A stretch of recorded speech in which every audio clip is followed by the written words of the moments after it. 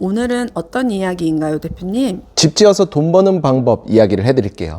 이건 제 경험담인데 제가 점포주택을 지은 지 한 6년 됐어요. 그러니까 지금은 땅값도 많이 올랐고 공사비 원자재 가격도 많이 올랐기 때문에 감안하고 들어주세요. 땅은 100평이고요. 건폐율 60, 용적률 150%로 지구단위 계획이 되어 있는 땅을 샀어요. 뭐 아시다시피 건폐율은 땅에서 건물을 지을 수 있는 비율, 용적률은 땅 대비 건물 총 면적이에요. 점포주택 지어서 점포가 상가죠. 상가주택. 1층은 상가 만들고 그 위로는 주택 3층짜리 건물을 지을 수 있는 땅. 그래서 땅은 평당 300선에 매입을 했고 땅 대출은 3억 3천 정도 받았어요. 잠깐 그 당시 6년 전만 해도요. 토지주택담보대출이 120%까지 나올 때였어요.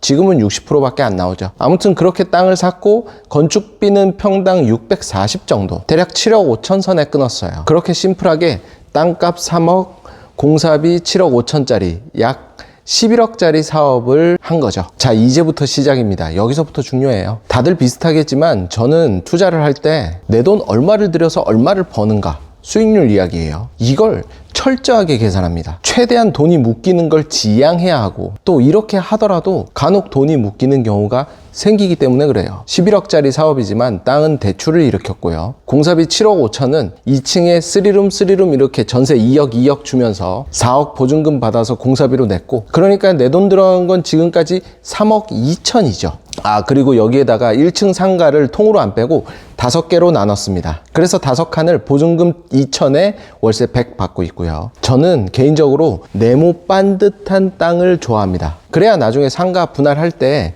이렇게 깨끗하게 분할이 되고, 어느 한쪽이 깎여 있으면 나중에 상가 분할할 때 데드 스페이스, 즉 낭비되는 면적이 나오게 되거든요. 네모 반듯하면 그럴 일 없죠. 그래서 1층 상가 보증금 합산을 하면 내 돈 얼마 들어갔죠? 3억 2천에서? 그렇죠. 보증금 1억 들어왔으니까 내 돈 들어간 건 2억 2천 들어간 거예요. 그리고 월세 1년에 500씩 들어오고요. 년으로 계산하면 6천만 원이고요. 물론 아까 토지 대출 받은 거 이자 나가지만요. 그래서 고작 2억 2천 들여서 통매매 20억 하는 건물을 짓는 겁니다. 그런데 지금은 이렇게 못합니다. 대출이 그만큼 안 나오고 땅값이 많이 올랐고 공사비가 2배가 뛰었고요. 이러한 상가주택은요, 제 기준으로 봤을 때는 세 가구냐 네 가구냐 용적률 10% 차이가 아래 상가를 살리고 죽인다고 봐요. 무슨 얘기냐? 용적률 150%랑 160% 10% 차이여서 별 차이 없어 보이지만 이 10% 차이가 3층짜리 건물을 짓느냐 4층짜리 건물을 짓느냐를 결정하는 거예요. 용적률 단 10% 차이로 한 개층을 더 올릴 수 있는 거죠. 그러니까 용적률 150%짜리보다 160%짜리가 훨씬 수익률이 좋지 않냐라고 생각들 하실 겁니다. 그런데 제가 지어보니 꼭 그렇지만도 않더라고요. 상가를 생각하면 말이죠. 이러한 점포주택지는요, 지하를 안 파기 때문에 지상에다가 전부 주차를 해야 해요. 그러면 위에 세대수가 많을수록 그만큼 주차는 빡세집니다. 법정 주차 대수 다 뽑아도 나중에 상권이 죽더라 이 말입니다. 주차 불편해서요. 이거 엄청 중요합니다. 점포주택지를 고를 때 용적률 높다고 나이스 이게 아니라 이거 나중에 주차 미어 터져서 아래 상가 아무도 안 오겠는데? 라는 고민을 하셔야 됩니다. 지금 대한민국은 전부 차 가지고 움직이는 시대이니 말이죠.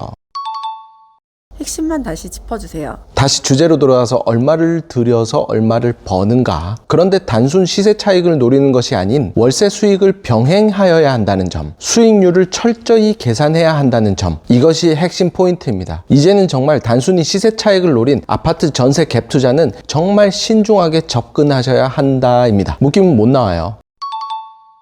그래도 서울 상급지 아파트는 괜찮지 않을까요? 뭐 서울의 상급지 아파트는 뭐 자본이 되시는 분들, 돈이 있으신 분들한테는 뭐 노려보실 수 있는 부분이라 앞으로 초양극화 부동산 시대에 서울 상급지 아파트는 내 돈이 많이 묶이긴 하지만 그래도 괜찮다라고 볼 수 있겠네요. 하지만 그렇다 하더라도 월세 수익은 만들어 놓으시는 것이 첫 번째입니다. 저라면 서울의 아파트 이제 더 안 사요. 벌어지는 양극화처럼 앞으로 월세가 더 올라갈 것이 자명하기에 월세 수익은 그만큼 부의 사다리가 될 수 있는 부분입니다. 한방을 노리지 마세요. 한방 투자는 지금 부동산 시장에서 안 통합니다. 오늘은 여기까지. 감사합니다. 아침은 영종에서 먹고 점심은 LA에서 먹는 시대. 아, 드론 택시 생기니까 아침은 잠실에서 먹고 점심은 영종에서 먹고 저녁은 LA에서 먹는 시대. 공항경제권이란 게 뭔가요, 대표님? 메트로폴리탄이라고 하는데 쉽게 생각해서 공항 위주의 도시를 만든다라고 보시면 돼요. 예컨대 싱가포르, 홍콩, 상해, 푸동과 같은 공항 주변의 모든 인프라를 갖춘 도시가 글로벌 추세다. 앞으로 더욱더 이러한 공항 경제권 위주로 돌아갈 것이다 라고 보고 있는 것이죠. 그래서 지금 세계적 추세가 공항 중심의 인프라를 갖춘 도시, 마이스 산업과 공항 경제권을 접목시켜서 집중적으로 투자를 하고 있다라는 거죠. 마이스 산업에 대해 간략히 이야기해 주세요. 요즘 뭐 마이스 산업이다 여기저기 한두 번 들어보셨을 거예요. 심플하게 말하면 관광과 비즈니스를 합친 겁니다. 예컨대 삼성 코엑스나 일산 킨텍스, 뭐 부산의 백스코에서 하는 국제 박람회를 하면서 관광까지 같이 유치시키는 거. 외국 바이어나 손님 관광객들이 우리나라 와서 우리가 잘 아는 메디컬 의료기기 박람회, 수소 전기차 박람회 이런 것들도 구경하면서 관광까지 같이 하는 겁니다. 자, 이 비즈니스 관광을 서울이 아닌 공항 도시에서 하는 걸 말해요. 대표적인 곳들이 우리가 잘 아는 싱가포르, 홍콩, 상해, 푸동 같은 무비자 공항 경제권들이 있죠. 얘네들도 지금 엄청나게 투자를 계속해 나가고 있어요. 앞으로 전 세계 공항 경제권이 더욱더 성장한다. 공항 경제권이 트렌드다. 이 말씀이시죠?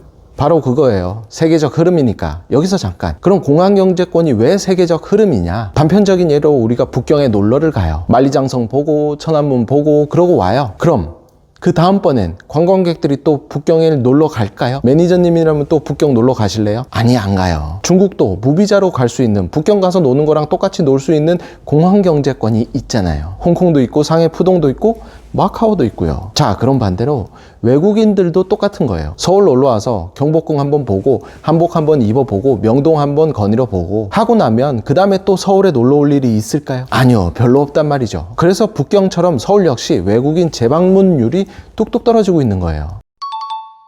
그렇군요. 우리나라도 공항 경제권이 있나요? 우리나라도 역시 홍콩, 마카오, 상해, 푸동처럼 무비자 공항 경제권을 만들고 있어요. 우리는 세계에서 세 손가락 안에 드는 인천공항이 있잖아요. 인천공항이 있는 영종 국제도시가 바로 그 공항 경제권 컨셉이에요. 그래서 지금은 72시간 무비자로 운영하고 있고요. 그래서 영종에 지금 카지노 복합 리조트 두 군데 있죠. 파라다이스 시티랑 인스파이어랑.